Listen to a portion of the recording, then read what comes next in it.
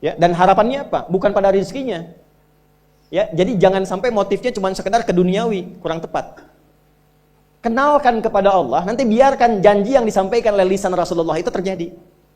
Ya, jangan pada rezekinya, ini terbatas, cuma sampai situ. Tapi kalau kita minta sama Allah, dikasih jalannya itu dari sisi yang tidak kita duga. Anda berhitung, Allah kasih hitungan. Anda tak berhitung, Allah kasih apa yang tidak pernah Anda hitung sebelumnya.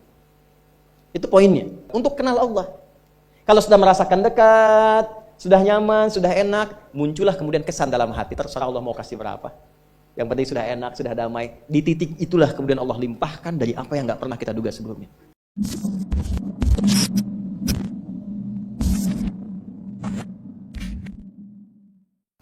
Surah Ali Imran. Ya, dari ayat 190 sampai ayat 200.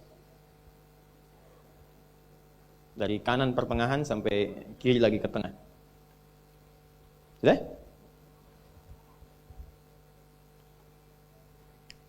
Perhatikan baik-baik, tolong ditandai dulu. Dan nanti saya jadikan ayat wajib untuk dihafal. Ceknya bulan depan.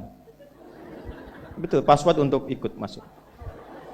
Sebulan panjang sekali. Sebulan harusnya 30 juz. Ini cuma berapa? 11 ayat. Betul. Harusnya 30 juz kan? Ini cuma 11 ayat. Pendek-pendek lagi.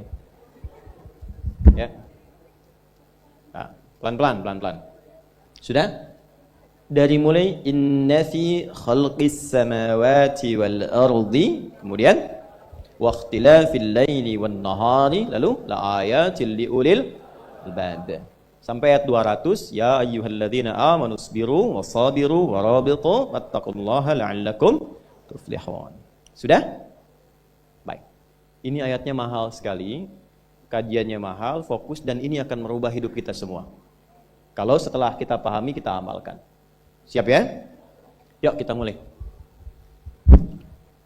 Di sini ada rumus menjalani kehidupan untuk mengenal Allah, ma'rifatullah. Makanya tema kita kan cara mengenal Allah kan? Sudah? Di sini ada rumus ma'rifatullah, mengenal Allah. Sehingga dengan kenal Allah itu sebagai pencipta kita, kita tahu tentang esensi hidup kita. Kenapa kita diciptakan? Apa tujuannya berada di kehidupan di bumi ini? Mau kemana setelah kita hidup? Kita paham itu. Sehingga setelah itu kita bikin rencana. Ini paham esensi hidup. Setelah paham tentang esensi kehidupan kita, kita membuat visi dan rencana kehidupan. Visinya apa? Sudah? Yuk kita mulai. Inna fi khalqis samawati wal ardh. Sungguh aku tegaskan, kata Allah. Jadi terjemah yang enak tuh kalau ada ayat dibuka dengan kata inna. Inna itu kalau di gramatikal bahasa Arab itu kaidahnya begini. Harfun nasbin wa taukidin tansibul isma wa tarfa'ul khabara mabniyun 'ala al-fathi la mahalla lahu min al-i'rab. Huruf yang berfungsi untuk menegaskan satu informasi, menguatkan, menancapkannya ke dalam jiwa, sehingga nanti harakat kalimat setelah itu fathah untuk membuka. Fathah itu membuka sebuah informasi dan referensi penting yang harus ditancapkan ke dalam jiwa, sehingga dia tidak mengalami perubahan. La mahalla lahu minal i'rab. Kalau sudah konsisten ditancapkan ke jiwa, apapun yang akan memengaruhi dia untuk merubah visi hidup itu, dia bisa tepikan. Maka terjemahan yang paling enak, inna fi khalqis samawati wal ard. Sungguh aku tegaskan, kata Allah. Di balik hikmah penciptaan langit dan bumi itu, waqtilafil laili wan nahar, dan pergantian siang dan malam. Kehidupan itu kan cuma dua pokoknya kan, langit dan bumi. Segala yang di langit, segala yang di bumi. Alam langit, alam bumi. Allah yang kuasai semuanya, itu disebut dengan alamin. Ya, maka kita katakan alhamdulillahi rabbil alamin. Nah, baik kehidupan di langit, kehidupan di bumi, atau semua aktivitas yang kita kerjakan selama 24 jam sehari yang ditandai pergantian gelap dan malam. Waqtilafil laili wan nahar. Apa esensi semua kehidupan ini? Apa esensinya? La ayat, bentuknya jamak. Sayangnya di terjemahan itu baru sebagian terjemahannya. Ya, menjadi tanda-tanda kan? Padahal ayat itu bukan sekedar tanda. Tanda itu ada 3. Satu, ada alam, sifatnya disebut dengan alamah. Diserap ke dalam bahasa Indonesia menjadi alamat. Sudah? Nah, alamat itu tanda yang mendekatkan pada tujuan. Walaupun umumnya selalu ke tempat. Itu alamat. Itu dari bahasa Arab. Di mana alamatnya Masjid An-Nur? Ketika Anda tahu alamatnya, lebih dekat sampai ke tujuan kan? Tak tahu alamat, tidak mudah mencarinya. Itu pertama, tanda. Kedua, wasmah atau wisam. Simatun. Diambil kemudian karakternya disebut dengan ismun. Nama, tanda. Nah, wasmah, simatun, ismun itu tanda untuk membedakan objek atau zat satu dengan yang lain. Misal, orang Arab itu kalau punya kambing, misalnya, dia kasih tanda untuk membedakan ini kambing saya, itu kambing orang. Paham? Baik, nama kita dalam bahasa Arab disebut ismun, masmuka. Siapa namamu? Nah, kenapa diberikan nama itu? Untuk membedakan, memberi tanda. Ini saya, itu fulan. Adi, saya yang nengok. Ade, Pak Ade yang nengok. Tuh kan? Ahmad, yang lain tengok. Nia, ibu yang tengok. Ada polisi razia, tangkap. Nama kamu siapa? Nia, Pak. Yang betul?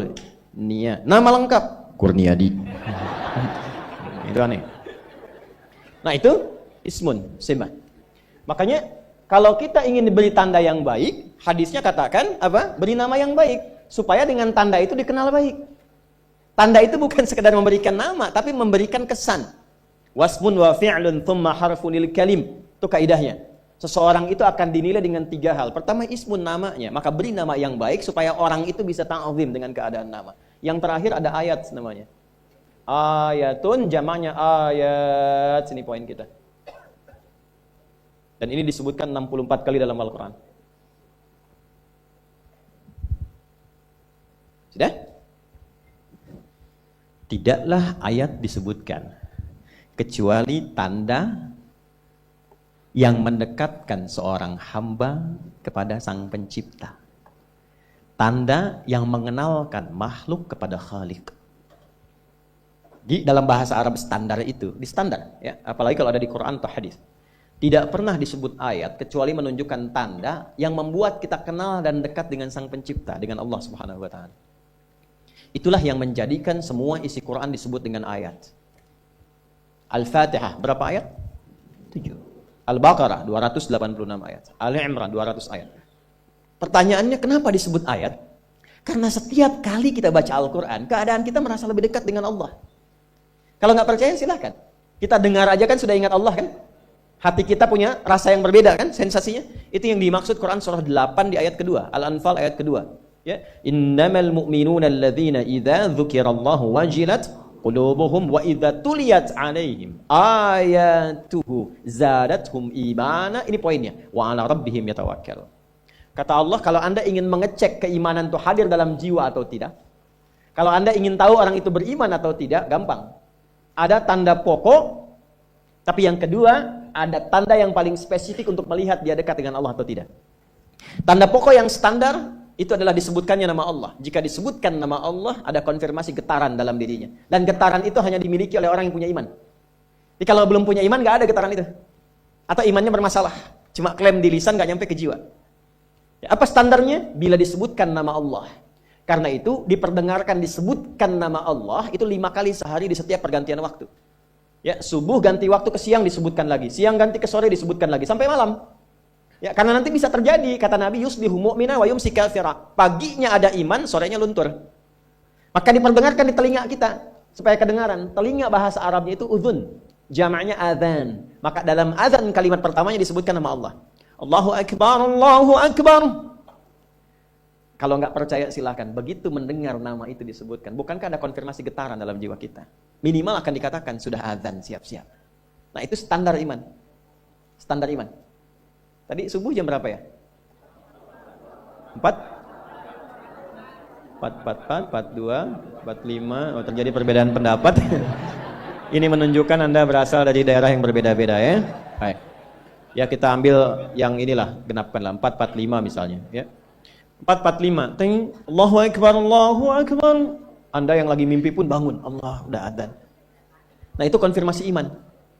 Nah, kalau sudah bangun Anda siap-siap sholat, itu iman standar namanya. Ya, jadi merespon saat adzan itu standar iman. Tapi kalau Anda jam 4 sudah bangun, itu istimewa. Belum dipanggil sudah siap-siap, ada begitu. Ini ada yang baru tadi subuh udah menyiapkan isya. Ada, dia udah lihat jadwalnya, isya saya mau di sini. Itu iman luar biasa itu. Itu luar biasa. Nah, ada yang titik lemah di bawah standar. Adzan 4.45, sudah 5.44 dia belum sadar tuh. Itu poin tuh. Nah, kalau Anda ingin lihat orang yang kenal Allah dan bertambah keimanannya, maka apa yang harus dicek? Teruskan ayatnya. Wa idza tuliyat 'alaihim ayatuhu. Pakai ayat. Zadathum imana. Dan jika disebutkan ayat-ayat Allah, tanda-tanda yang mengenalkan dan membuat dia dekat dengan Allah, bertambah tuh imannya. Di sini ada 64 di Quran. Makanya kalau kita ingin berusaha meningkatkan keimanan kita, kenal Allah lebih baik, keluarkan semua kata ayat dalam Quran. Imam Al-Bukhari mengeluarkan, disebutkan di topik kedua, Kitabul Iman, disandingkan dengan 57 hadis. Jadi kalau Anda ada pertanyaan, Ustadz gimana caranya menaikkan iman, menjaga supaya nggak turun, kuat dan nggak lemah-lemah. Keluarkan 57 hadis Sahih Al-Bukhari, di topik yang kedua, namanya Kitabul Iman. Wa idza tuliyat 'alaihim ayatuhu. Kalau dibacakan ayat-ayat Allah, zadathum imana, menguat imannya, dan ini poinnya. Wa 'ala rabbihim yatawakkalun. Dan terbangun hubungan yang kuat antara dirinya dengan Rabbnya, dengan Allah Subhanahu wa taala. Jelas? Nah, orang-orang yang mampu kenal Allah dan membangun hubungan yang kuat dengan Allah, itu diberi nama oleh Allah. Namanya adalah ulul albab. Kata ayat itulah di 190 surah Ali Imran ini dilekatkan dengan kalimat ulul albab.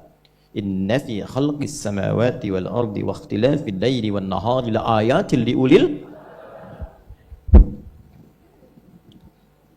Bismillah. Gak apa, tenang aja, gak apa, duduk aja, ya, gak apa.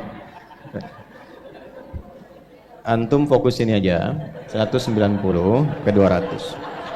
Bulan depan, antum orang pertama yang akan dites ya. Ya. Insyaallah. Sebelah saya.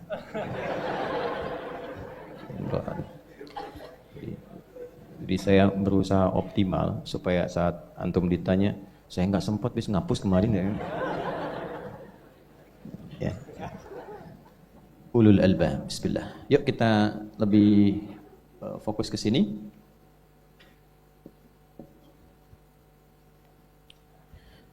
Yang paham esensi hidup itu cuma ini. Yang kenal Allah tuh ini. Ya. Yang tahu kenapa diciptakan, bahkan bukan hanya dirinya, dia tahu kenapa langit diciptakan. Bedanya begini, ulul albab itu. Orang kan lihat langit itu menatap keindahannya kan kalau malam. Wah, luar biasa nih, ada rasi bintang membentuk begini-begini, mengarahkan kepada arah angin macam-macam. Ini enggak. Rabbana ma khalaqta hadza batila. Ya Allah, yang langsung kenalnya ke Allahnya. Betapa Allah menciptakan ini luar biasa. Langit tanpa tiang, kemudian bintang gemintang luar biasa, memberikan rasinya mengarahkan kepada jalan-jalan, memetakkan. Itu langsung ingat Allah. Itu ulul albab. Dari kata lubun asalnya, lub. Jamannya albab. Tahu kelapa? Kelapa ya. Kelapa itu teman-teman, kalau kita mau dapatkan ini, terus mau ambil isinya untuk dimakan, bagian dalamnya, itu kan ada kulit luar ya. Ya. Setelah itu ketemu dengan batakonya ya, serabut kan. Setelah itu ini dikupas, ada daging kan, yang kerasnya dulu. Terus di tengah-tengah di bagian sini itu, ada yang lembut kan. Itu yang paling enak kan. Ya, makanya monyet tuh cari itu tuh. Kalau mau nyari kelapa, tangannya kan dijebak pakai itu kan. Cuman sayang karena monyet berpikirnya masih luaran. Makanya kalau esensi hidup itu orang tahu, substansinya yang ini. Dia paham yang harus dia kerjakan gini, dia akan pulang. Kalau kerja, dia paham apa yang harus didapatkan, bagaimana menggunakan itu, seperti apa menjalaninya. Itulah ulul albab. Dia lihat laut ingat Allah, lihat daratan ingat Allah, lihat kemudian ke langit ingat Allah, sehingga dia petakan, oh jalan hidup saya mesti begini. Itulah ulul albab. Tapi kalau cuma luaran, monyet juga bisa. Kita mesti bedakan kehidupan hewan dengan kehidupan manusia. Yuk, tarik sini. Bagaimana cara menjadi ulul albab yang kenal Allah? Teruskan ayat 191. Alladzina yadhkuruna Allaha qiyaman wa qu'udan wa 'ala junubihim. Satu, ada dua cara nanti untuk mengenal Allah dan untuk mendekat kepada Allah. Ada dua cara. Satu, ada yang disebut dengan zikir. Alladzina yadhkuruna Allaha qiyaman wa qu'udan wa 'ala. Ada orang yang selalu ingat Allah Baik di semua aktivitasnya, baik berdiri, duduk, bahkan berbaring, ingat Allah. Tadi yang saya katakan, lihat langit, ingat Allah.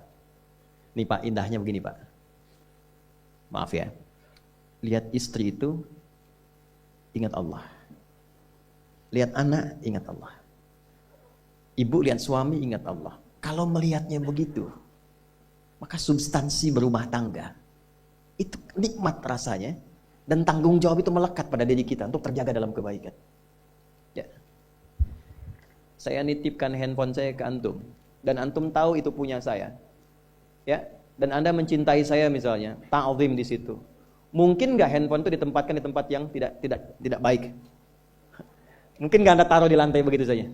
Demi Allah saya katakan, mungkin Anda akan mencari tempat terbaik, disimpan di situ, dirapi-rapikan, dilap-lap, karena Anda merasa itu punya saya yang dititipkan pada Anda. Manusia saja bisa Anda perlakukan demikian. Bagaimana ketika Anda melihat anak itu amanah Allah, yang Anda sebagai orang tuanya akan ditanya di kemudian hari. Maka kalau mau bersikap yang gak enak itu, gak bisa Pak kita lakukan. Mau bentak tuh gak bisa, mau marah tuh ditahan-tahan. Ya. Dan itu dijaga. Lihat istri sebagai amanah Allah itu beda caranya dengan hanya melihat kemanusiaannya saja. Istri melihat suami sebagai amanah Allah akan lain. Ya. Makanya akan selalu sempat dan optimal merawat istri sendiri dibandingkan lihat-lihat istri orang. Begitu sebaiknya. Ibu pun tidak harus berharap, kenapa ya suami saya nggak seperti Ustadz? Harapan yang sia-sia. Sudah ada turunan hikmahnya. Nah itu ada latihannya. Latihannya apa? Alladzina yadhkurunallah, zikir. Jadi kalau zikir itu sudah kuat dalam diri kita, ya sudah menghadirkan esensi zikir dalam diri kita, yang dilihat semuanya itu semua anugerah Allah Subhanahu wa taala. Jadi saat dia gembira itu dia bersyukur, dan saat dia sedang mengalami duka dia bersabar. Semua sama sebagai ibadah. Ajaban li amril mu'min. Kalau sudah seperti itu, kata Nabi, perkara hidupnya mengagumkan, gak ada keluhan. Itu latihannya zikir. Nah, zikir ini di Quran diturunkan dalam bentuk yang pokok berupa amalan ritual. Karena itulah semua bentuk amalan ritual disebut dengan zikir. Jadi kalau kita ingin hadirkan sifat tadi, maka cara pertama tingkatkan ibadah ritual. Salat. Apalagi? Al-Quran. Saya ambil 2 dulu lah, supaya nggak banyak-banyak dulu. Yang pokok salat, yang kita lakukan tiap hari. Tinggal kuantitas dan kualitas kita tingkatkan. Maaf, lihat sini baik-baik. Salat, itu di Al-Quran disebut dengan zikir. Dalilnya Quran surah ke-20 ayat ke-14. Dan langsung disarikan dengan fungsi ibadah sebagai fungsi hidup kita. Sudah? Perhatikan baik-baik. Innani anallah la ilaha illa ana fa'budni wa aqimis salata lidzikri. Itu dalilnya.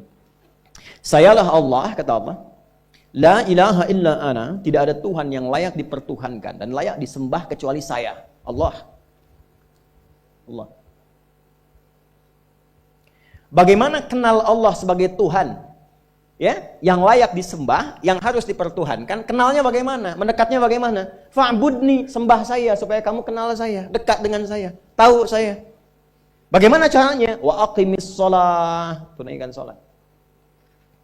Jadi kalau pengen dekat dengan Allah, terkoneksi kepada Allah, tersambung, punya sifat tawakal yang kuat, nih tingkatkan salatnya, tambah. Makanya tiap hari kita salat 5 waktu itu untuk membangun konektivitas dengan Allah. Sebab kalau sudah dekat, aksesnya pun terbuka semua. Itu maksudnya. Anda dekat dengan pimpinan, akses di perusahaannya kan mudah untuk diakses. Ya kan? Kita punya kenalan yang kuat, yang punya sesuatu, aksesnya mudah dibuka. Kita kenal Allah dan dekat dengan Allah, apa yang sulit bagi Allah. Dan ini kita yakin. Nah sekarang Allah kasih jalan. Coba lihat orang-orang dulu. Ya. Mereka ketika akan melatih dirinya untuk tersambung kepada Allah, sholat semua, termasuk para nabi, rasul. Tapi dahsyatnya, ketika ada apapun dalam kehidupannya yang sulit Allah mudahkan, minta langsung dikabulkan. Dan sangat luar biasanya seringkali terjadi mintanya lewat sholat. Nabi Zakaria itu kan dihukumi istrinya oleh medis itu menopause dan mandul. Maaf, nggak mungkin punya keturunan. Kapan mintanya? Dalam sholat. Mohon sama Allah. Dan itu dikabulkan. Dan diabadikan di Quran dengan surah yang sama, Ali Imran ayat 38 sampai 39. Hunalika da'a Zakaria rabbah qala rabbi habli min ladunka dzurriyyatan thayyibah innaka sami'ud du'a. Ya Allah, mereka mengatakan aku nggak mungkin punya keturunan. Mereka mengatakan istriku punya keterbatasan. Maka aku memohon kepadamu yang tidak punya batas dalam pemberian. Engkau yang maha mendengar. Kalau kepada yang maha mendengar doa saya tidak dikabulkan, mohon tunjukkan kepadaku lewat sholat ini ya Allah, dengan cara apa lagi dan kepada siapa aku mesti memohon. Itu nggak nunggu lama, permohonan selesai turun jawaban ayat 39-nya. Fanadatul malaikatu wa huwa qa'imun yusalli fil mihrab. Turun malaikat mengabarkan engkau dapat kabar gembira akan punya anak, langsung namanya dikasih Allah Yahya. Annallaha yubasyiruka bi Yahya. Artinya hidup yang mustahil menurut manusia, lahir dari rahim seorang perempuan, yang divonis monofos dan mandul, bayi yang hidup, kata Allah nggak ada yang mustahil, lahir dan terjadi itu. Yahya, John, lahirlah. Kapan terjadinya? Saat sholat. Karena itu saat dipanggil sholat, itu isinya tuh kan doa semua. Silakan nggak cek, isinya doa semua. Dari mulai takbir, sujud sampai salam, isinya doa semua. Itu konektivitas kita dengan Allah, minta. Kapan itu bisa terkabul dengan cepat doanya? Kapan selesai urusan kita? Kalau koneksinya bagus. Makanya disebutnya zikir, yang terhubung, yang nyambung. Semakin kenal, semakin dekat, semakin mudah. Kadang belum minta, sudah diberi. Ada yang orang belum berucap, Allah sudah berikan. Sehingga ketika menghadapi masalah yang sama, ringan. Bukan gak punya masalah. Akan dihadapi, diringankan oleh Allah. Masalah yang sama, ini sampai ribut, adu argumentasi. Orang ini cuma senyum, selesai. Betapa banyak masalah kecil diargumentasikan jadi besar. Akhirnya problem. Tapi tidak sedikit masalah besar dihempaskan di atas sajadah. Ketika koneksinya dengan Allah itu kuat, tiba-tiba hilang seketika, selesai. Makanya Nabi Yakub kalau punya masalah, yang beliau lakukan apa? Dia bentangkan sajadahnya, dia sholat, dia mohon kepada Allah. Itu dilestarikan di Quran surah ke-12 Yusuf ayat ke-86. Aku tuh kalau sedang punya masalah apapun, yang aku bangun konektivitas dengan Allah. Innama ashku bathi wa huzni ila Allah. Saya curhatnya cuma sama Allah. Ini Pak, ini bagian pertama. Nah, jadi kalau ingin semakin kuat, sampai ada masalah diringankan, mau kerja dibukakan pintunya, itu ada jenisnya. Yang pokok ada 5 waktu, 17 rakaat, yang detil itu ada pada sunnahnya. Dan itu hebatnya dalam Islam. Dijelaskan caranya, disebutkan tujuannya, dan diterangkan hikmahnya. Contoh, kita sekarang jam berapa? Jam 9.20. Di waktu saat ini ada waktu sholat disebut dengan sholat duha. Duha itu dibagi 3. Ada awal duha, penguat zikir, pengganti seluruh bagian zikir di tubuh kita, yang disebut dengan syuruk. Itu kurang lebih jaraknya 1 jam setelah subuh. Jadi kalau tadi 4.45, ya 5.45 menjelang jam 6 itu masuk syuruk. Setelah itu masuk ke jam 8 sampai ke kurang jam 10 itu pertengahan duha. Pertengahan duha. Apa fungsinya? Di antaranya mempermudah rizki. Di antaranya. Bilangannya berapa? 2 sampai 4 rakaat bisa dikerjakan. Ya, dan harapannya apa? Bukan pada rizkinya. Ya, jadi jangan sampai motifnya cuma sekedar ke duniawi, kurang tepat. Kenalkan kepada Allah, nanti biarkan janji yang disampaikan oleh lisan Rasulullah itu terjadi. Ya, jangan pada rizkinya, ini terbatas, cuma sampai situ. Tapi kalau kita minta sama Allah, dikasih jalannya itu dari sisi yang tidak kita duga. Anda berhitung, Allah kasih hitungan. Anda tak berhitung, Allah kasih apa yang tidak pernah Anda hitung sebelumnya. Itu poinnya. Maka lakukan sholat, dekati. Itu yang disebut sholat duha. 2 rakaat, tambah lagi 2. Untuk kenal Allah. Kalau sudah merasakan dekat, sudah nyaman, sudah enak, muncullah kemudian kesan dalam hati. Terserah Allah mau kasih berapa. Yang penting sudah enak, sudah damai. Di titik itulah kemudian Allah limpahkan dari apa yang gak pernah kita duga sebelumnya. Tiba-tiba keluar, kok ada telepon, dapat proyek, dapat macam-macam. Tapi tujuan sholatnya bukan untuk proyeknya. Buat kenal Allah, ulul albab ini. Kalau cuma pengen lancar, baru serabutnya. Kalau cuma pengen lulus proyek, itu baru daging luarnya. Ulul albab itu kenal Allahnya, sehingga dia tahu akses intinya tuh itu. Itu poinnya. Dan gak mahal. Emang kalau sholat duha di Anur bayar Pak? Pakai biaya. Tuh, baiknya luar biasa. Sudah? Itu satu. Kalau mau lagi misalnya, ini yang paling dahsyat nih. Dibimbing kita sampai ke posisi terbaik di apapun itu. Jadi ayah terbaik, ibu terbaik. Ya, jadi karyawan strategis, di militer terbaik. Terbaik tuh gini, di tempat terbaik yang memuliakan tuh makom namanya. Makanya kuburan sering disebut makam kan? Ya kan? Maksudnya apa? Maksudnya Anda selama hidup berkaryalah yang baik, ibadah yang benar, sehingga Anda wafat pun terhormat. Ya, kata makom itu pertama kali di Al-Baqarah ayat 125, makom Ibrahim. Ya. Ketika Allah sampaikan dalam Al-Qur'an, Didapatkan di situ maqam Ibrahim, wa idh ja'alnal baita mathabatan lin-nasi wa amna wattakhidhu min maqami Ibrahim. Makanya kalau kita tawaf itu dari mulai Hajar Aswad kan sampingnya dekat sekitar 5 meter ada maqam Ibrahim kan? Itu tapak kaki pertama beliau meninggikan pondasi Ka'bah dan di situ diabadikan kemuliaannya sampai beliau wafat. Dikenal sampai sekarang. Ya, setelah sekian abad. Jadi kalau kita ingin terhormat dan masih dikenang sampai kapanpun itu maqam namanya. Tapi ada cara yang lebih hebat. Anda di posisi itu, lawan pun mengakui memang Anda yang pantas ada di situ. Itu namanya maqam mahmuda. Maqam mahmuda. Siapa yang bikin urutan 100 tokoh paling berpengaruh di dunia? Siapa? Saya tanya, yang nulis siapa namanya? 100.000? 200.000? Dia mencari langsung di Google tuh. Lambat mas, waktu habis. Michael Chart. Dia yang nulis, maaf ya. Urutan pertamanya siapa? Muhammad SAW. Yang nulis itu muslim atau bukan? Kok bisa tergerak hatinya untuk menempatkan seorang nabi muslim di tempat pertama? Saya tanya begini, kenal Abu Jahal nggak? Ya Allah. Makin siang nih, nggak fokus nih. Saya kira cuma di Bengkali saja yang kenal Abu Jahal, sini kenal juga. Baik, Abu Jahal itu, apakah orang ini tidak kenal Nabi?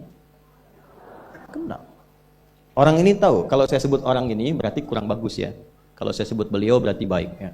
Abu Bakar saya sebut beliau, Abu Jahal orang ini. Maksudnya Abu Jahal.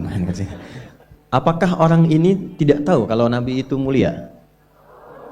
Nabi unggul. Nabi hebat kan? Jadi mengakui sebetulnya Nabi unggul. Dan gulat dengan Nabi itu dalam olahraga kalah. Dia tahu Nabi itu kuat. Ya. Di dalam cinta juga tahu Nabi paling unggul. Abu Jahal melamar Sayyidah Khadijah ditolak, Nabi nggak lamar, Sayyidah Khadijah minta dilamarin. Ya. Dari sejak itulah dia nggak mau tahu semua yang dari Nabi, pokoknya semua harus jelek. Walaupun dia tahu itu baik. Nggak kenal, sampai nggak menanamkan pada dirinya nggak ingin kenal kebaikan Nabi. Nggak ingin kenal pada sesuatu, itu jahlun namanya. Jadi kalau ada mbahnya yang paling bodoh, yang nggak pengen tahu, itu Abu Jahal namanya. Maka sejak saat itu orang ini disebut dengan Abu Jahal. Tapi Abu Jahal pun itu meyakini kebenaran, kekuatan Nabi, cuman karena iri saja. Gitu. Tapi dia nggak bisa nolak. Menilai seseorang di tempat terbaik, yang kita nggak bisa nolak dan mengakui memang dia orang yang terbaik, itu namanya maqam mahmuda. Tahukah Anda? Jalan untuk mencapai maqam mahmuda itu nggak akan mungkin kita dapatkan kecuali mendekati yang punya semua maqam, yaitu Allah Subhanahu wa taala. Dan jalannya lewat sholat. Itu lewat sholat. Tapi karena ini levelnya istimewa, tingkat tertinggi, ya prajurit pengen jadi komandan terhebat yang diakui, nggak ada orang nyoal. Di kepolisian pengen jadi pimpinan yang baik dan semua mengakui sehingga nggak ada yang nyoal. Di perusahaan pengen jadi pimpinan yang ideal, ya semua mengakui, nggak ada yang nolak. Itu maqam mahmuda. Jalannya apa? Ternyata nggak pakai uang, nggak pakai koneksi-koneksi yang tidak jelas. Koneksinya dibangun dengan Allah sehingga Allah melembutkan hati semua orang itu untuk menetapkan dia yang terbaik. Sholat. Karena levelnya tinggi, dinaikkan dari sekedar sholat fardu. Ditempatkan di waktu yang tidak biasa. Butuh pengorbanan, butuh perjuangan. Namanya tahajud. Turunlah Quran surah ke-17 ayat 79 sampai 81 itu. Quran surah 17 ayat 79 sampai 81. Ini poinnya. Wa minal laili fatahajjad bihi nafilatan laka asa ayyab'athaka rabbuka maqaman. Ini kan terjadi keanehan kan, ironinya. Anda pengen sukses, pengen tertinggi, Anda tahu Allah penentunya, Anda tahu Allah yang punya rizki, Allah punya kekuasaan, tapi Anda nggak mendekati Allah. Terus yang dipakai cara-cara salah, kenapa harus korupsi? Kenapa harus nyogok? Kalau SK-nya nggak Allah tetapkan, nggak akan turun juga. Dan sudah hukum, kalau ayah berbuat maksiat, itu anak istri pasti kena. Itu udah hukum. Makanya saya mohon deh, ya para ayah itu kalau mencari nafkah, cari yang benar. Kasihan anak Anda yang di SD, harus berhenti sekolah. Maaf, bukan anak Anda, maksudnya anak orang lah. Kenapa harus korupsi? Maka ketika ada tawaran sogokan yang gak bagus, itu yang dibayangkan tuh itu, bukan cuma proyek jalan dapat uang banyak, tuh anak-anak tuh bahaya. Ke sekolah disebut anak koruptor, sedih. Istri gak sanggup keluar belanja. Itu Itu pikirkan, itu sudah hukum. Sudah hukum. Anak juga begitu. Kalau mau berperilaku, ingat orang tua. Sebab ketika tidak baik, orang tua pasti kena. Anak di sekolah berantem, yang dipanggil siapa? Orang tuanya. Itu selalu terikat. Di rumah tangga itu selalu begitu. Karena nafas itu terikat. Semua saling mengikat. Babnya itu jelas. Nah, balik ke sini. Kalau ingin tingkat yang tertinggi, dekati pemiliknya Allah ini. Makanya tuh harus punya itu. Itu ringan kalau sudah punya itu tuh. Allah, saya punya Allah. Kita mau apa? Takut hidup. Nabi ditodong pakai pedang. Siapa yang menyelamatkan Muhammad sekarang? Ringan, Nabi jawab, Allah. Jatuh pedang tuh. Dibalik, kamu siapa yang menyelamatkan kamu? Bingung. Udah punya Allah tuh luar biasa. Nah, ini yang harus tanamkan pada jiwa. Punya Allah sebagai Tuhan. Kalau sudah dekat, kenal, baik dengan itu, akses mudah semua. Dan yang paling indah itu apa? Menerima apa yang Allah tetapkan. Hari ini nggak dapat, alhamdulillah. Saya masih dikasih jalan. Alhamdulillah, besok belum dapat. Ada akumulasi, paham. Paham. Nah, itu nggak mungkin bisa dapat rasa itu. Salah satunya, ikhtiarnya apa? Nih, tahajud. Dan hebatnya kenapa sholatnya disebut tahajud? Tidak disebut sholat hajat. Ada hajat, ada tahajud, beda. Hajatun, hajada, hajadun, ada tahajjada ya tahajat, tahajud, beda. Tahajud, tunggu situ aja. Ini sengaja nggak saya hapus nih. Mana staf saya? Oh, foto nih ya. Saya hafal insya Allah. Tenang. Tahajud. Asalnya dari kata hajada, begini, ha, jim, dal. Ditambah ta di depannya, lalu ada tasydid sebelum akhirnya. Nih. Ini akarnya 3 huruf, ha, jim, dal. Hajada itu asalnya bangun dari tidur malam. Tidur dulu, lalu bangun setelah itu. Itu hajada. Pelan-pelan. Paham sampai sini? Kita teruskan. Kalau kita ingin berusaha untuk bangun, mengoptimalkan diri untuk bangun, maka tambahkan tak di depannya. Berusaha untuk mendapatkan atau mencapai sesuatu. Kalau yang kita akan lakukan itu tidak mudah, nggak gampang bangunnya, sehingga butuh rencana, butuh persiapan, ya kan? Maka tambahkan tasydid sebelum huruf akhirnya. Dari kata syiddah, apa yang mau dikerjakan ini nggak mudah. Memang pengen bangun itu jam 3. Tapi kan nggak tiba-tiba ujuk-ujuk bangun jam 3, belum tentu. Ya kan? Kita harus rencanakan dulu supaya bisa bangun, saat bangun itu siap, bukan cuma bangun. Bangun jam 3, salatnya 4:30, ya kan jauh. Maka untuk bangun jam 3 itu butuh persiapan, nih syiddah. Maka rencanakan, pasang alarm 3 kali. Misal yang ikhtiarnya jam 2, jam 2.15, jam 2.30. Alarm jam 2 untuk mematikan alarm yang kedua. Gitu kan? Yakin saya Anda kalau pasang alarm malam tuh nggak satu, yakin? Bangun, ceklek, mati. Minimal ingat akan ada alarm berikutnya kan? Nah, itulah tak. Allah itu sudah tahu modus-modus kita itu. Karena Ali Maha mengetahui. Detailnya kan kita lakukan kan Allah sudah tahu. Alarm yang kedua membangun kesadaran paripurna. Peringatan kedua. Kalau pengen bangun, enggak tertidur. Maka ketika sampai pada alarm ketiga, sudah sadar kita. Oh. Apa-apa Bu, alhamdulillah. Lebih baik telat daripada enggak sama sekali. Bangun. Nah ini. Kalau kita tarik ke implementasi hidup, pengen level tertinggi itu butuh perjuangan. Latihan dulu, kan? Menguras fisik, energi, tenaga, biaya, hasilnya indah. Tapi ada jalan cepat untuk mendapatkan itu. Nih aksesnya bangun kepada Allah. Gitu. Kalau kita tingkatkan ini, itu luar biasa. Jadi itu. Jadi. Nah, kalau ini terus ditingkatkan, terus tingkatkan, nanti membangun value yang terasa. Ada nilai-nilai yang terasakan, kita merasa lebih dekat dengan Allah.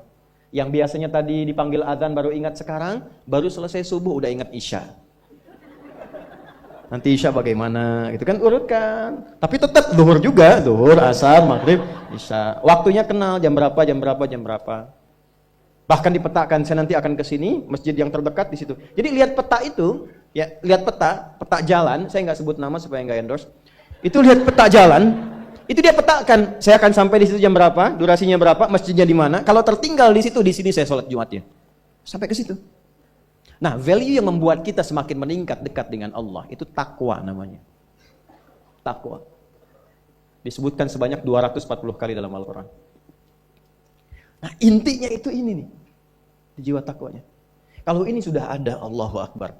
Silahkan Anda keluarkan semua kata-kata takwa di Quran. Tidak ada kecuali yang indah semuanya. Quran surah 65. 65 itu babnya bab tolak. Surahnya At-Tolak. Tolak itu persoalan terbesar di rumah tangga. Nggak akan bisa terjadi yang demikian itu kalau ada takwa di dalamnya. Nyambung. Kalaupun mesti terjadi, itu spirit takwa mengarahkan pada yang terbaik. Makanya di ayat kedua di ujungnya, sampai ke ayat 3, apa yang terjadi? Di rumah tangga itu kan cuma 2 babnya. Satu masalah dari komunikasi, yang kedua materi. Perhatikan. Wa may yattaqillaha yaj'al lahu makhraja wa yarzuqhu min haitsu la. Siapapun yang mampu meningkatkan takwanya kepada Allah, pakai mandu setiap personnya. Suami, istri, ayah, ibu, anak, satu keluarga mencoba meningkatkan takwa. Dia tahajud, bangun semua ingatkan. Bangun semua tahajud, salat duha, yuk ingatkan dimanapun. Alhamdulillah. Apa yang terjadi ketika dilakukan? Allah. Apa jawab Allah? Yaj'al lahu makhraja. Enggak pakai alif lam, makhraja. Masalah apapun yang engkau alami. Suami berangkat ada masalah. Ada masalah umum yang semua orang mengalami itu. Tapi yang ini enggak. Kena macet, ada macet dia mau berangkat. Tiba-tiba diarahkan, jangan lewat situ Pak, macet, Bapak kesini aja. Ya. Pak ikut kami saja Pak. Tiba-tiba patwal datang, ayo ikut. Ya, itu bisa terjadi. Wa yarzuqhu min haitsu la yahtasib. Bahkan rezekinya pun itu datang dari sisi yang enggak diduga. Enggak nyangka ya. Emang enggak disangka-sangka datangnya. Ya, habis sholat, tiba-tiba telepon masuk, belum selesai proyek ini ada permintaan itu. Beda istidraj dengan takwa itu lain. Kalau istidraj itu bertambah tapi lupa Allah. Hati-hati. Proyek nambah, sholat lupa, hati-hati. Hati-hati ya. Pekerjaan menambah, omset nambah, tapi nggak pernah bisa ngaji. Nggak pernah mampu sholat, hati-hati itu. Dan paling bahaya kalau itu nambah terus sehingga membuat lupa semua ibadah. Itu istidraj namanya. Istidraj. Ancamannya akhirat tuh, hati-hati.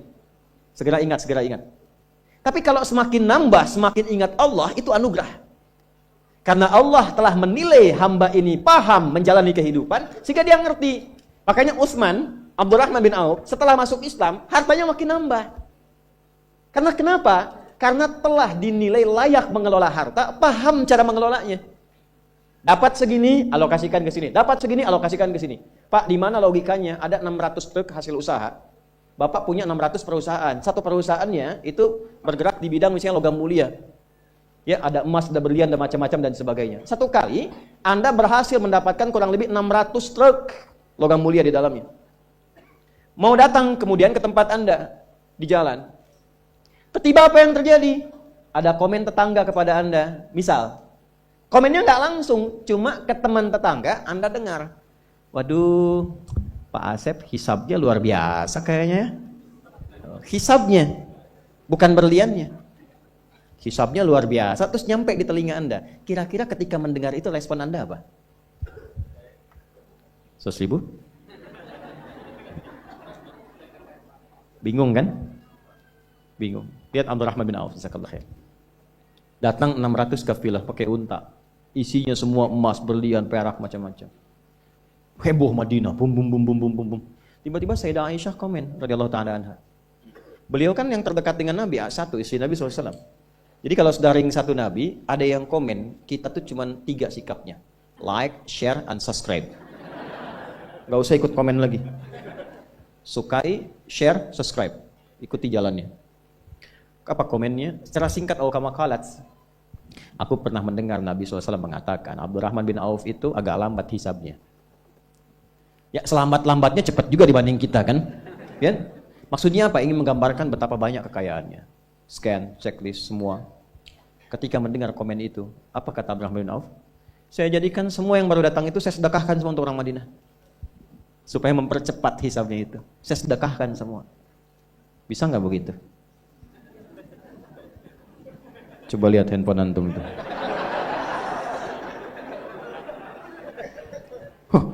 Hisabnya luar biasa nih. Buat anak yatim ya. Kasih.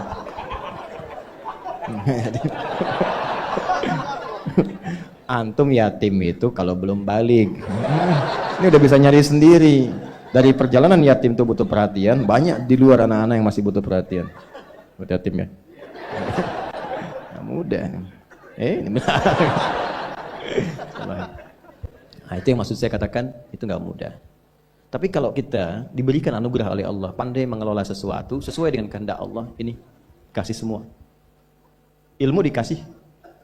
Ya, kalau ingin percepatan pengetahuan, teman-teman yang masih belajar di kampus dan sebagainya, saya kasih rahasia ya, dan ini saya praktekkan. Saya sejak khususnya, saya ditalakikan doa oleh ibunda kami, tapi saya optimalkan prakteknya saat di pesantren. Ini rahasia di antara kita saja ya, saya kasih tahu nih. Ini dari Quran. Ternyata akselerasi pengetahuan itu bukan didapatkan dari sekedar perjuangan kita untuk belajar, membaca, kemudian ikhtiar intelektual dan fisikal, tapi ikhtiar spiritual itu mengaktifkan semua potensi-potensi akselerasi pengetahuan kita supaya kita dapat lebih cepat dari standar yang biasa dilakukan. Itu ada rumusnya di Quran surah kedua Al-Baqarah di akhir ayat 282. Ibu kalau mau juga bapak untuk anak-anak cucu-cucunya boleh. Lihat ujung ayatnya, paling kiri sebelah bawah, langsung lihat ke ujung. Quran surah kedua Al-Baqarah di akhir ayat 282. Wattaqullah wa yu'allimukumullah. Wattaqullah, tingkatkan takwamu kepada Allah. Bangun akses dengan Allah.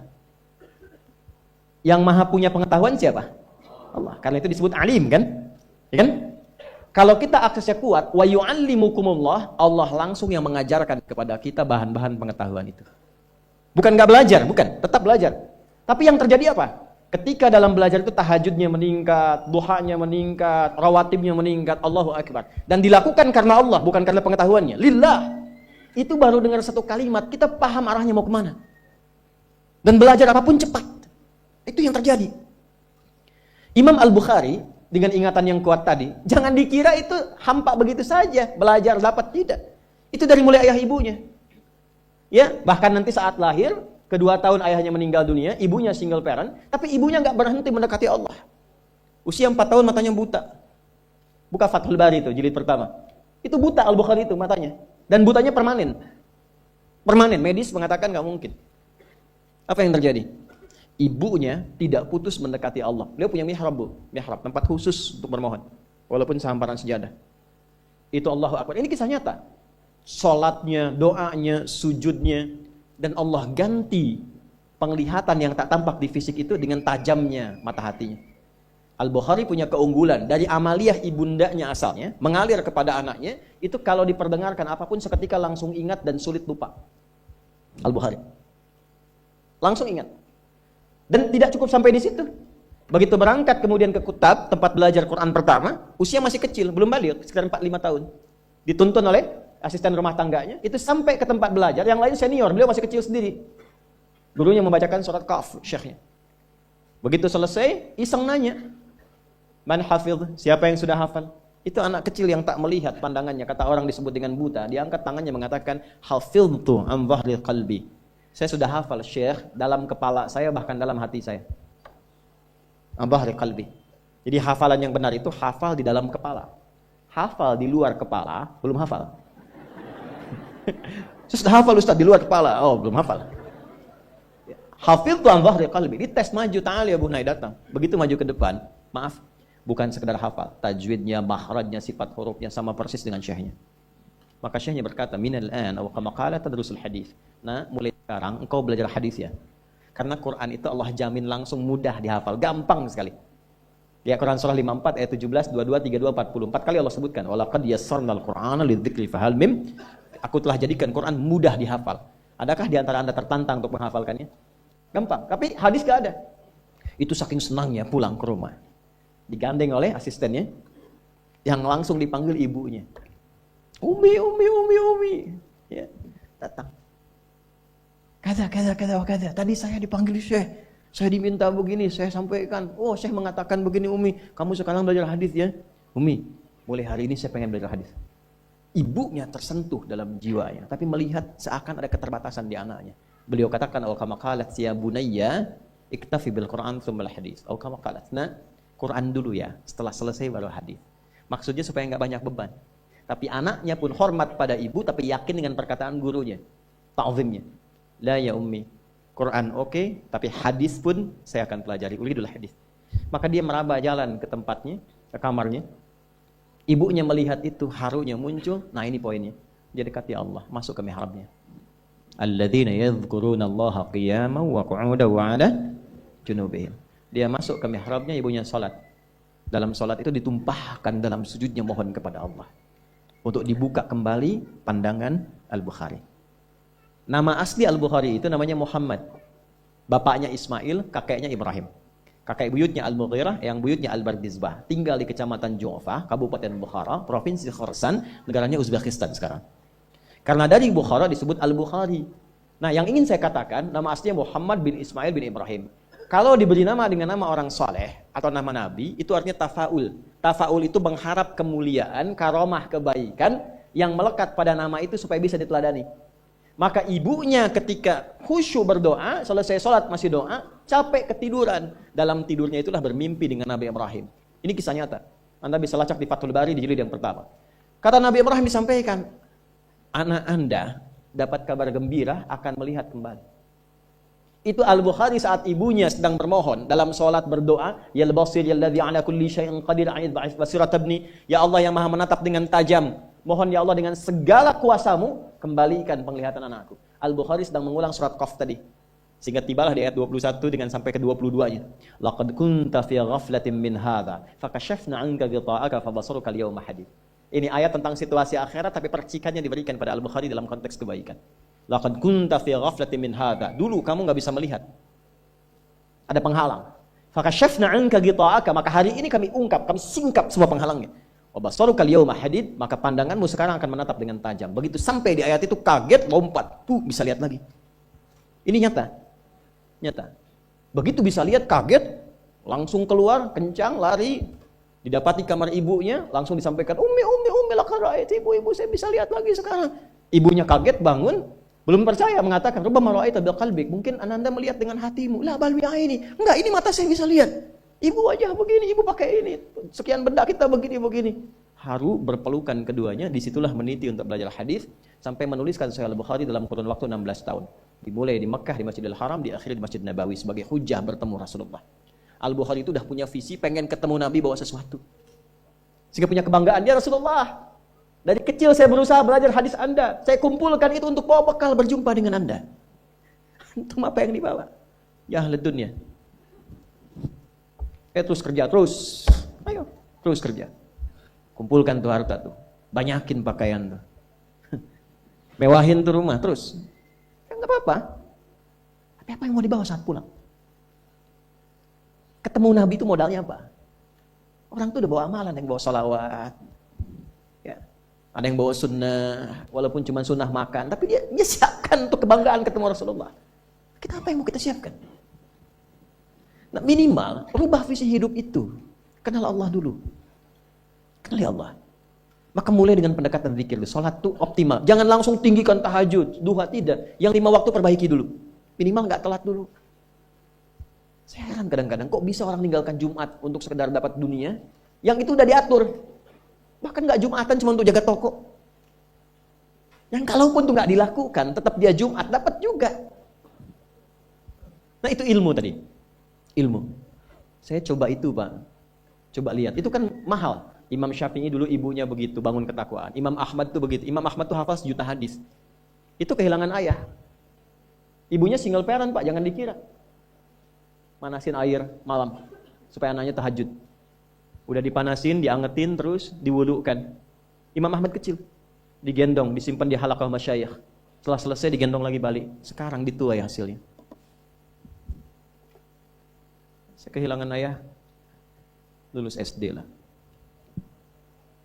Dan kalimat terakhirnya itu minta maaf sambil meluk. Karena nggak bisa ngantar ke pesantren.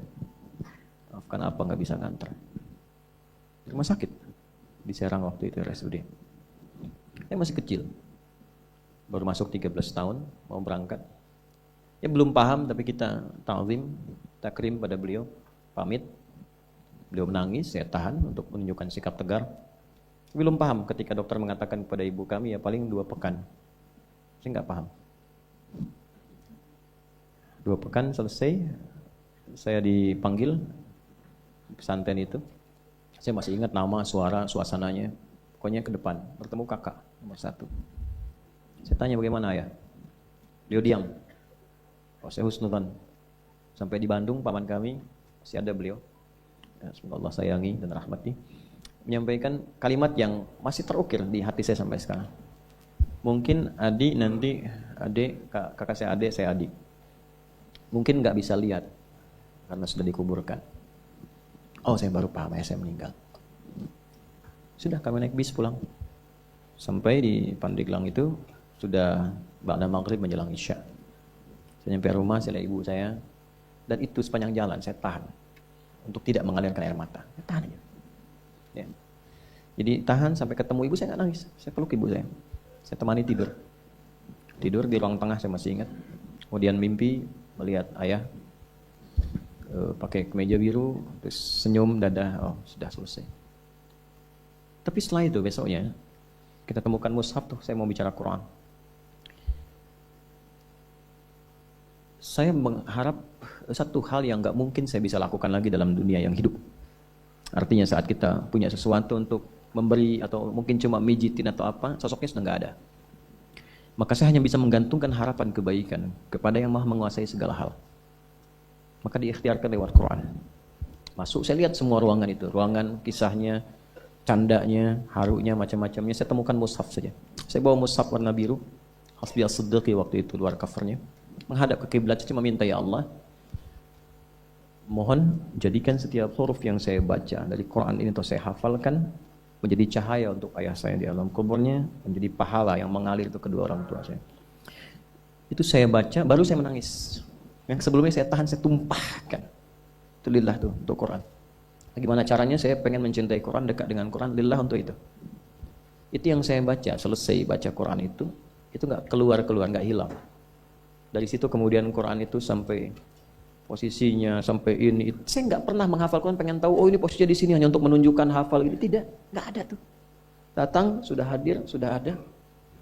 Lalu saya tirakati thariqah maksudnya, lewat syar'i itu, untuk mendekati Allah terus, lewat sholat. Pulang ke pesantren, tingkatkan sholat. Nggak tinggal pokoknya rawatib, nggak tinggal tahajud, bangun malam. Jam 4 tuh biasanya kayu itu sudah dibunyikan, pembina masuk, teng setengah jam sebelum subuh sudah pada bangun semua. Saya jam 2 bangun, mandi semua, siap-siap sholat. Nggak tahu apa yang terjadi. Terjadi perubahan sejak saat itu. Dari mulai suasana, keadaan, ketenangan, kedamaian, kenyamanan, dan semua aspek yang nggak pernah saya alami dan nggak saya duga sebelumnya. Bapak Ibu, kalau saya sholat nih, yang lain hari Selasa khususnya, Selasa itu waktu daging, paling enak makanan di pesantren. Hari Selasa. Yang lain biasanya telurnya kalau dadar dibagi 4, tipis-tipis, kasih kecap, kasih kerupuk. Pagi. Hari Selasa istimewa karena daging, walaupun biasa. Tapi saya tetap konsisten mencoba ini. Sholat dulu, kalau belum selesai sholat sunnah, belum menikmati, nggak keluar. Yang lain begitu salam, selesai, kultum, langsung rame. Berangkat ke rumah makan. Santri, oh dunia santri itu menyenangkan. Pesantren itu luar biasa lah kesannya. Saya bertahan sholat. Begitu nengok, sudah selesai, tenang zikir. Tinggal berapa orang berangkat, kita bawa mangkok, bawa piring ke rumah makan. Alhamdulillah sepi. Alhamdulillah sepi. Habis Pak. Tapi kisahnya to be continue kan? Belum selesai. Cep Adi katanya.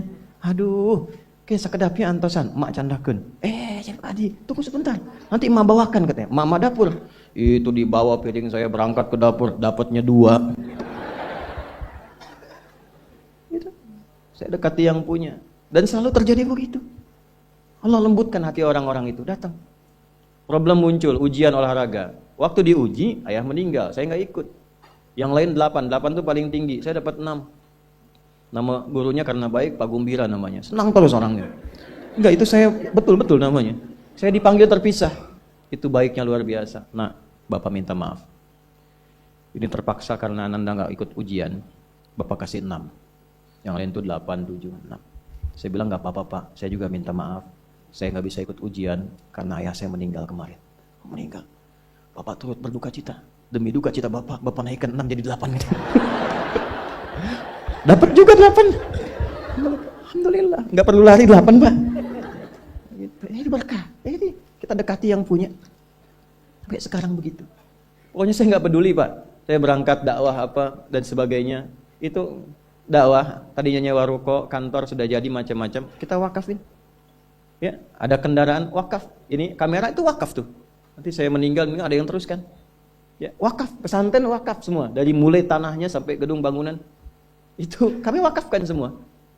Karena apa? Tujuan saya berdakwah bukan mengumpulkan itu. Ini gantian, ini cuma dipakai aja. Ini sementara yang saya pakai itu cuma kitab, baju beberapa. Selesai gantian, kasih lagi. Hidupnya enak, hasilnya apa? Sampai sekarang itu nggak pernah beli. Oh, kasih hadiah dari ujung kepala sampai ujung kaki. Nggak ada beli. Saya pernah mencoba ingin beli, begitu mau bayar dibayarin lagi. Akhirnya saya lakukan dengan pakai masker, jalan nggak boleh ada orang tahu. Supaya saya tahu caranya beli itu gimana. Berhasil. Alhamdulillah. Dan harus saya tutup rapat, begitu ketahuan dapat lagi nanti. Ya, ternyata apa? Lebih gampang dibeliin daripada beli sendiri. Ini aksesnya. Dan kita nggak merasa tinggi, biasa saja gitu. Itu melatih diri. Tapi bukan apa-apa, cuma ikut orang dulu, meneladani ulama-ulama dulu saja, nikmat hidupnya. Itu aja poinnya, apa yang mau dicari. Maka mulai sekarang, itu poinnya tuh. Percepatan pengetahuan hanya dengan takwa. Saya kalau mau ujian, teman-teman itu ke kelas, saya ke masjid. Silakan tanya sama teman-teman seangkatan saya pasti ke masjid. Apa yang terjadi? Ya kita lihat, cuma ini yang jangan ditiru. Saya itu dulu jarang menulis. Ya, sekarang malah senang nulis. Karena apa? Ada merasakan dari ibu, doa ibu. Jadi ingatan yang cukup nyaman dengan ingatan itu. Jadi kalau ada sesuatu yang baik berkesan, itu saya nggak lupa. Biasanya Allah berikan kejagaan di situ. Contoh dulu ada sidul anak sekolahan kan? SDAS itu, sidul anak sekolahan.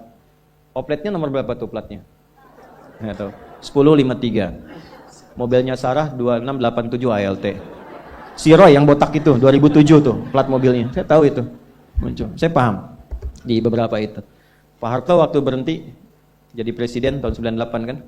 Itu kan pindah dari mobil RI1 ke mobil lain kan yang sipil. Berapa nomor platnya? 2044 AE. Itu saya ingat itu karena beliau kan kalau berkunjung selalu ke anak-anak SD apa motivasi 25 tahun kita akan begini akan begitu. Ternyata saya baru tahu kekinian bahwa itu ada visi emas untuk Indonesia di tahun sekian. Setahun sebelum sekarang ditetapkan 2045 sudah bikin, makanya dari pelita dan seterusnya. Setiap pemimpin pasti ada keunggulan kebaikan-kebaikan yang bisa diteladani. Nah, saya mengandalkan ingatan, jarang nulis. Akhirnya apa? Kalau ke masjid ujian, teman-teman baca, saya yakin pasti bakal kencang, maka saya ikut tiduran di sampingnya. Ya dulu begitu. Jadi begitu dia selesai, nanti bangunkan saya ya, alhamdulillah saya hafal tuh. Awal sampai akhir. Nah tapi poinnya begini, ini yang paling indah itu, saya nggak cukupkan sampai di situ, malamnya tetap saya mesti sholat, tahajudnya jaga.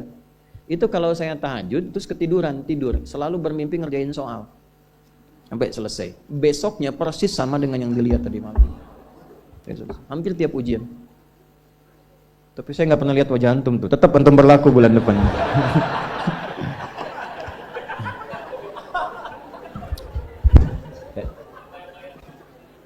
Udah ya?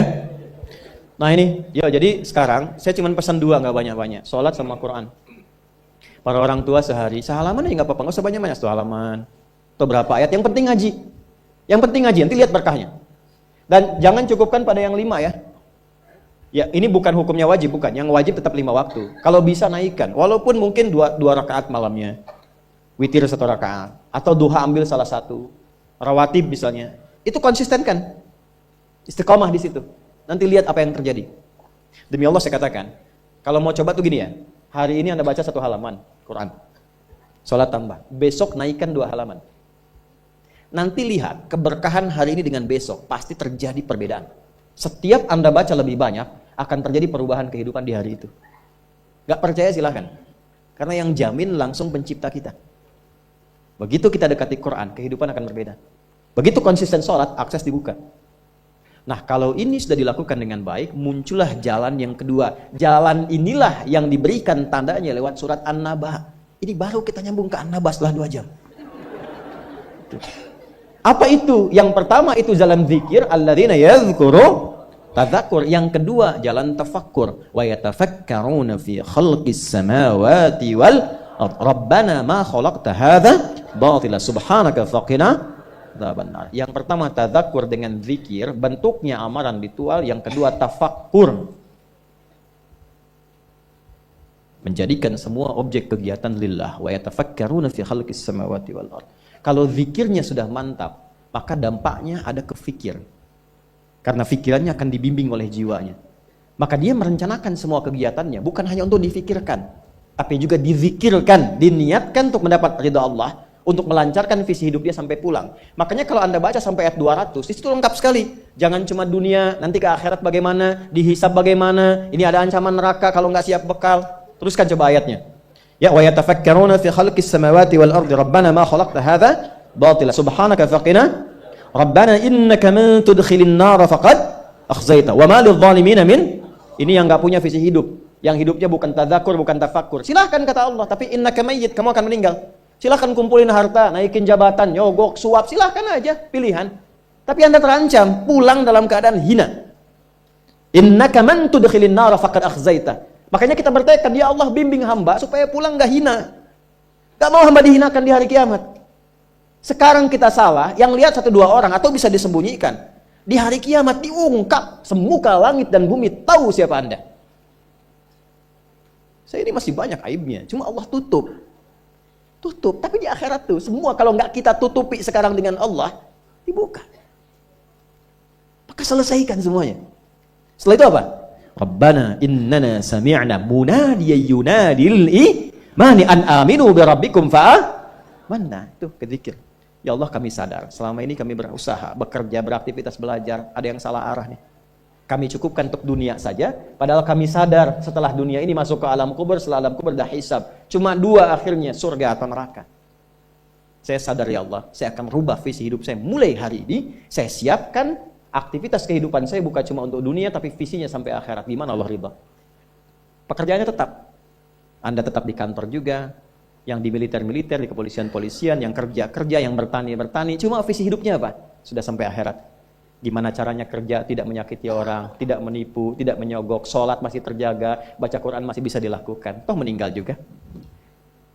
Kalau Allah berikan, saya tata. Dapat harta, belajar fikih harta. Belajar. Sehingga tahu mengelolanya. Oh, ini untuk keluarga, Quran surah 4 ayat 34. Oh, ini yang zakat, Quran surah 9 ayat ke-60. Ini yang infak, Quran surah kedua ayat 215. Ini yang umum, Quran surah kedua ayat 261. Keluar semua. Sehingga saat mendapatkan harta itu sudah paham kemana ditempatkan. Saat hisab ditanya, dari mana didapatkan, kemana kamu keluarkan?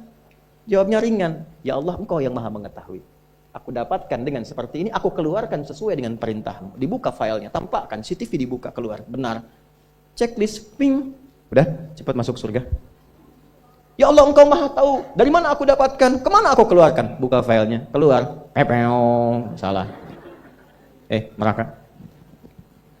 Hidup coba begitu. An aminu bi rabbikum. Selama di dunia diseru, fa'amanna. Kita sadar ada yang salah. Rabbana faghfir lana dzunubana wa kaffir 'anna sayyi'atina wa tawaffana ma'al abrar. Rabbana wa atina ma wa'adtana 'ala rusulika wa la tukhzina yaumal innaka la tukhliful. Sampai sini aja itu udah visi hidup. Ya Allah, kemarin banyak yang salah, saya mau tata lagi. Ibu merawat anak karena cinta anak atau karena Allah? Masa? Coba lihat anaknya, yang perempuan pakai jilbab tidak, sekolahnya di mana, sholatnya bagaimana, Qurannya bagaimana. Supaya ringan hisabnya, Bu. Saat pulang. Pak juga ya. Ini koreksi, setelah itu ingat, baru kita punya harapan. Ingin sekomplek di surga dengan para rasulmu, ya Allah. Tuh. Ya. Tadi kan rusulika wala tukhzina yaumal qiyamah. Kami pengen sekomplek seperti yang kau janjikan. Maka diturunkanlah caranya. Di situ ada Quran surah keempat ayat 69. Ya kan? Wa may yuti'illaha wa rasul fa ulaika ma'al ladzina an'ama Allahu 'alaihim minan nabiyyina was-siddiqina wasyuhada'i was-shalihin wa hasuna ulaika rafiqa. Siapa yang pengen sekomplek dengan semua nabi yang pernah bertugas di bumi, maka taati Allah dan Rasulnya. Jadi 3 golongan selain nabi. Siddiqun, orang yang membenarkan tuntunan kemudian dia kerjakan. Syuhada, orang yang berjuang hidupnya untuk menaati Allah lalu wafat. Shalihin, jadi orang soleh, yang penting jaga konsisten dalam kebaikan. Nah, kalau itu sudah dapat, kemanapun Anda beraktivitas, ingat Allah. Itu yang dimaksud. Alam naj'alil arda mihada wal jibala wa khalaqnakum wa ja'alna naumakum wa ja'alna al-laila wa ja'alna an-nahara wa banayna fawqakum sab'an. Perhatikan baik-baik, itu runtut semua. Jadi Anda yang kembali riset, lihat gunung, yang di geologi, yang ditambang, yang apa, ingat Allah. Sehingga nggak mungkin nambang sembarangan. Ya kan? Kemudian apalagi yang bekerja siang malam, siangnya bekerja, ingat Allah. Rebahan berbaring, wa ja'alna laila libasa, ingat Allah. Lihat pasangan, wa khalaqnakum azwaja, lihat istri titipan Allah, lihat suami titipan Allah. Maka bikin pikiran, direnungkan sampai hari kiamat. Makanya nanti sampai ayat 40 itu suasana hisab. Ya, semua sampai ke ujung. Sampai ke ujung. Sampai ayat 40 suasana akhirat. Enggak ada yang bicara, la yatakallamuna illa man adzina lahu rahmanu wa qala, sampai di ujung, sampai hisab. Nah, kalau ingin bikin visi hidup sampai kiamat, jangan cuma dunia, siapkan sampai pulang. Itulah intisari surat An-Naba itu. Ya, sampai ke ujungnya. Jadi pada intinya adalah lakukan yang bermanfaat, rubah cara hidup kita. Setelah itu dekati Allah dengan tadzakkur, terapkan dalam tafakkur di semua bagian aspek kehidupan kita. Jadi apapun Anda, nggak dicegah. Mau jadi pilot silahkan, jadi insinyur silahkan. Ya, mau jadi menteri, jadi pejabat, di militer, di polisi silahkan. Value takwanya kita keluarkan. Yang penting takwanya. Alhamdulillah, kita telah bersama-sama mendengarkan ceramah yang penuh dengan hikmah dan pencerahan dari Ustadz Adi Hidayat. Dalam ceramah kali ini, beliau mengingatkan kita tentang pentingnya mengenal Allah dengan lebih dalam, memahami esensi hidup yang telah Allah tentukan untuk kita, dan menjadikan setiap langkah dalam hidup ini sebagai bagian dari perjalanan menuju ridhonya. Ustadz Adi Hidayat mengajarkan kita bahwa setiap ayat dalam Al-Quran adalah tanda ayat yang menghubungkan kita dengan Allah. Tanda-tanda ini bukan hanya ada di sekitar kita, tetapi juga dalam setiap aktivitas kita sehari-hari. Oleh karena itu, untuk benar-benar dekat dengan Allah, kita harus menjalani hidup ini dengan penuh kesadaran dan berusaha terus-menerus memperbaiki kualitas ibadah kita. Salat, zikir, dan tawakal adalah kunci utama yang akan membawa kita semakin dekat dengannya. Beliau juga mengingatkan kita untuk tidak hanya fokus pada dunia semata, tetapi juga menyiapkan visi hidup yang lebih besar, yaitu kehidupan setelah mati. Kita diajak untuk menjalani hidup dengan niat yang ikhlas, menjadikan setiap amal kita sebagai ibadah yang membawa manfaat baik di dunia maupun di akhirat. Dengan meningkatkan kualitas iman dan takwa, kita akan merasakan kedamaian yang sesungguhnya dalam hidup. Seperti yang disampaikan Ustadz, ketika kita semakin mengenal Allah dan bertambah dekat dengannya, segala urusan hidup kita akan dimudahkan. Rezeki akan datang dari jalan yang tak terduga, dan masalah yang semula terasa besar akan terasa ringan karena kita memiliki koneksi yang kuat dengan Sang Pencipta. Mudah-mudahan ceramah ini memberikan pencerahan dan motivasi bagi kita semua untuk terus memperbaiki diri, meningkatkan kualitas ibadah, dan menjalani hidup dengan penuh kesadaran akan tujuan akhir kita, yaitu meraih kebahagiaan di dunia dan akhirat. Jika Anda merasa video ini bermanfaat, jangan lupa untuk like, share, dan subscribe channel ini agar lebih banyak orang yang bisa merasakan manfaat dari ilmu yang telah disampaikan.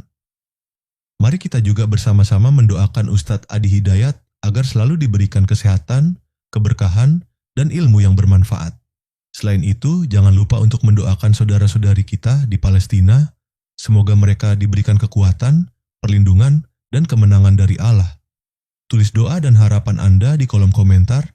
Mari kita saling menguatkan dan mendoakan satu sama lain agar kita semua diberikan keberkahan dan perlindungannya. Terima kasih sudah menonton video ini sampai akhir.